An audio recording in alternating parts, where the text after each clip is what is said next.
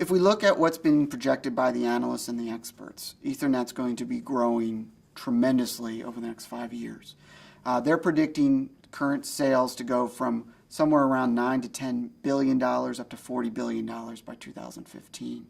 That means that not only is the revenue going to be growing tremendously, but the requirements for megs, the requirements for the number of circuits, and the requirements for services on Ethernet networks will be growing exponentially over the next 5 years. Today, 95 to 100% of any service provider's business is point-to-point circuits. It's a natural progression because many customers are moving from point-to-point layer 1 circuits to point-to-point Ethernet circuits.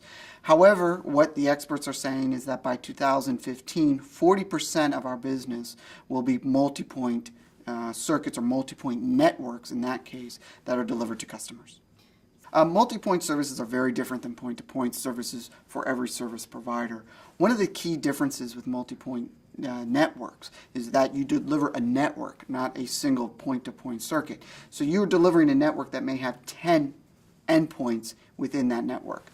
A frame enters from the customer with a MAC address, and that MAC address is read by the service provider to understand where to send that frame to. This is standard in Ethernet and how everything works. The issues that are going to come up is that as multi-point business grows, the efficiencies of operating with MAC tables will become very important. Technology, depending on the manufacturer, has limits to the MAC addresses that they can have in a lookup table, maybe tens of thousands. It depends upon the technology. We, as service providers, to keep efficient networks, need to keep that MAC table lower in the number of MAC addresses, because if it grows too large, the processing time takes too long. So the challenges that service providers will face is that we need to efficiently manage that MAC table. Using present technologies, it's very difficult to do that.